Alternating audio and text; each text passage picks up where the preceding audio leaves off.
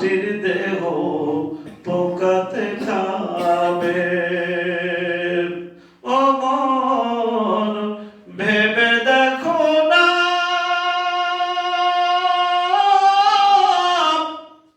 এ দুনিয়ায় এসে তুমি কি করলি রে ভাই?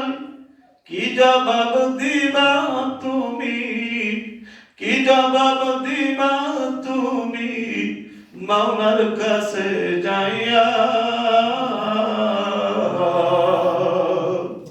সুন্দর মাটির দেহ মাটিতে খাবে।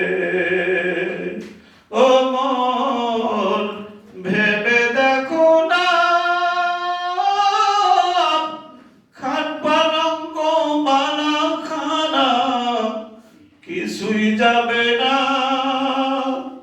বালিশ ছাড়া শুইতে হবে, বালিশ ছাড়া শুইতে হবে সারাটা জীবন।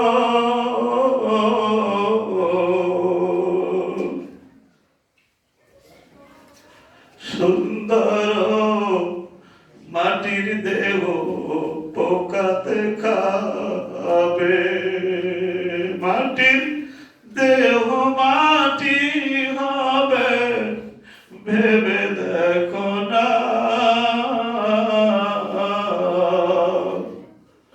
সুন্দর মাটির দেহ পোকাতে খাবে। আমার ভাইরা, একটা জায়গায় যদি শরীরের ভিতরে ধুলা লাগে, ধুলা লাগলে আপনার ভালো লাগে না, সাথে সাথে ধুলাগুলো আপনি পরিষ্কার করে নেন। তাতেও যদি ভালো না লাগে, আপনি সাবান দিয়ে সুন্দর করে মাঝে ঘষে সুন্দর করে ভেবে দেখেছেন আপনি মানুষটা শুয়ে থাকবেন কবরে অন্ধকারের ভিতরে, এই মাটিটা যে দেহটা এত সুন্দর বিছানার উপরে, কার্পেটের উপরে, সোফা সেটের উপরে, পালঙ্কের উপরে নিয়ে আরাম করতেন, ভালো লাগে না শুইতে? তলায় সুন্দর একটা দশকের জাজিমের ব্যবস্থা করেছেন, শক্ত জায়গায় কষ্ট লাগে, কিন্তু আপনার সুখ হয় না। সুন্দর একটা নরম মখমলের বেডশিট দিয়ে সুন্দর করে সাজাইছেন, তাতেও ভালো লাগে না। পাশের বাড়ি দিয়েছেন, তাতেও সুখ হয় না। সুন্দর করে কত আরাম করে আপনি ঘুমানোর চেষ্টা করতেছেন। একবার ভেবে দেখেছেন আপনি যখন মরে যাবেন আপনার এই সুন্দর দেহটার ভিতরে কত সুন্দর করে পোকামাকড়ে সে কামড়াবে।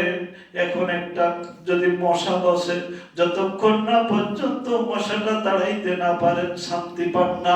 যতক্ষণ না পর্যন্ত একটা পিঁপড়া এসে কামড় দিয়ে ধরে, আপনি যত খুশি হোক, যত চেষ্টা হোক, তাড়াতাড়ি পিঁপড়াটাকে মারার জন্য চেষ্টা করেন। আপনার আমার এই দেহটা অন্ধকার কবরের ভিতরে যখন রেখে আসবেন, তখন কিন্তু ঠিকই পোকামাকড় এসে আপনাকে আমাকে কামড়াতে থাকবে। এই দেহটা, যে দেহটা সুন্দর করার জন্য কখনো আল চিরুনি দিয়ে সুন্দর করে মাথার চুলগুলো আশ্রাইতেছেন, কখনো ভুঁড়িগুলো আশ্রাইতেছেন, কখনো মুখে একটু পাউডার মাখতেছেন, কখনো মুখে একটু লোশন মাখতেছেন, কখনো ঠোঁটে একটু কিউট দিচ্ছেন, কখনো ভ্যাসলিন দিচ্ছেন, এই দেহটাকে সাজাচ্ছেন কেমনে ভাবে সুন্দর দেখা যায়।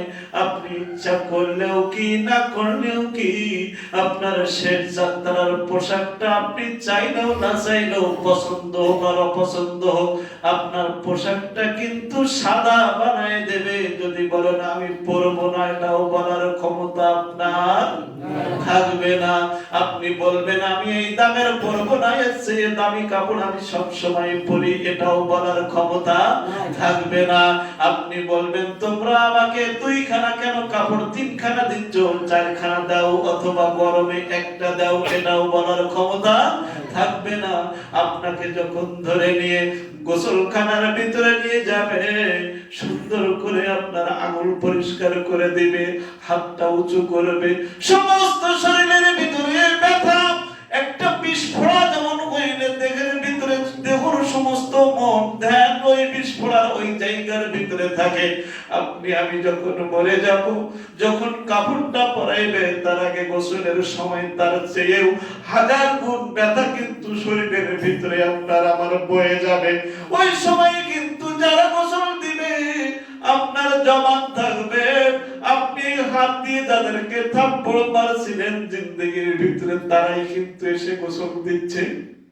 কিন্তু আপনি এখন আর নিজের হাতটা নিজে উঁচা করতে পারতেছেন না।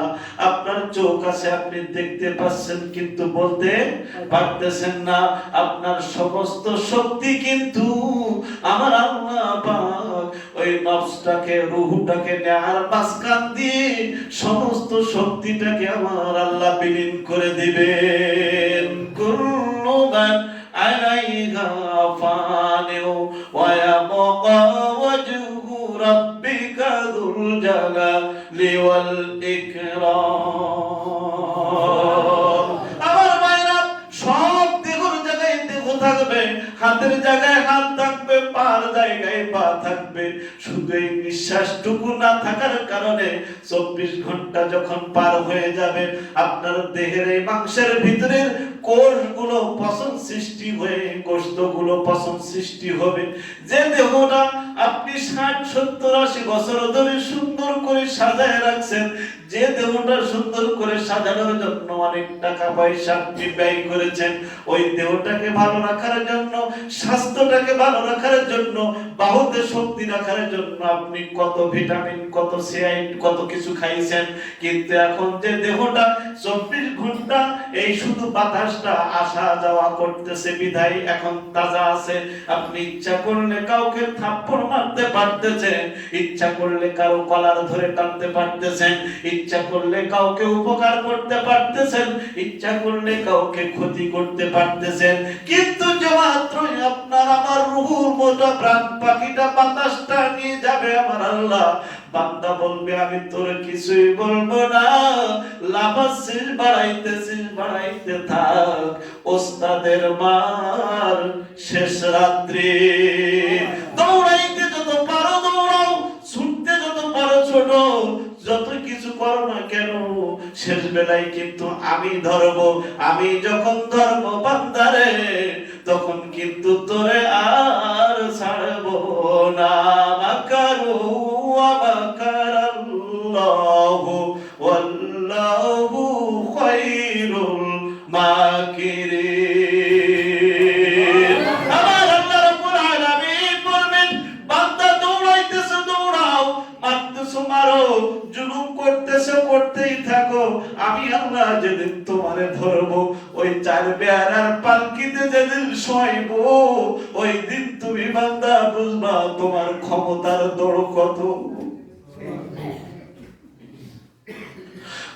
হুজুর সাল্লাল্লাহু আলাইহি ওয়াসাল্লাম ফরমাইছেন, দাখাইকুল আকবার কিতাবের ভিতরে বর্ণনা করেছেন, প্রত্যেকটা মানুষের কবরের জায়গার মাটি মানুষকে ডেকে ডেকে দৈনিক 5টা কথা বলে। কয়টা?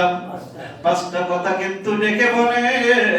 বান্দারে, এই 5টা কথা কিন্তু আমাদের কান আছে। লাহুম কুলুবুল লা ইয়াফকাহুনা বিহা ওয়া লাহুম আয়ুনুন লা ইবসুরুনা বিহা ওয়া লাহুম আযানুন লা ইয়াসমাউনা বিহা ওয়া লাহুম আযানুন লা ইয়াসমাউনা বিহা উলাইকা কাল আনআম বাল হুম আযাল্লু ওয়া উলাইকা হুমুল গাফিলুন। কান আছে আমরা শুনতে পাই না, চোখ আছে আমরা দেখতে পাই না। কবরের পাশ দিয়ে যখন আমরা চলে যাই, আমাদের দাদার কবরের পাশ দিয়ে হোক, হাদিস শরীফের ভিতরে বলা হয়েছে কোন বান্দা যখন তার কবরের পাশ দিয়ে যায়, ওই কবরওয়ালা তার বাপ দাদা 14 গোষ্ঠী পর্যন্ত নাম ঠিকানা বলার মতো ক্ষমতা আল্লাহ তাদেরকে দিয়ে দেন। আমরা মনে করি কার কবরের পাশ দিয়ে হেঁটে যাচ্ছি, আপনি না চেনেন কিন্তু ও চেনে, ও কিন্তু চেনে। সুতরাং হুজুর সাল্লাল্লাহু আলাইহি ওয়াসাল্লাম বলতেছেন, দৈনিক 5টা কথা কিন্তু আমাদের কবরের জায়গা থেকে আমাদেরকে ডেকে বলেন, ও দুনিয়ার মানুষেরা, আমি কবর এমন একটা জায়গা, এই কবর বড় ভয়ানক জায়গা। এখানে কোনো বন্ধু নেই, বান্ধব নেই, সঙ্গী নেই, সাথী নেই। আমি কবরে যদি তুমি সঙ্গী বানাইতে চাও, আমি কবরে যদি তুমি কোনো সাথী রাখতে চাও, আমি কবর তোমারে বলে দিচ্ছি, জিন্দেগিটা যদি তুমি কোরআন এবং সুন্নাহ মোতাবেক গঠন করতে পারো গো, আমার রহমতের নবীকে তোমার কবরের সাথী বানায়া দেব।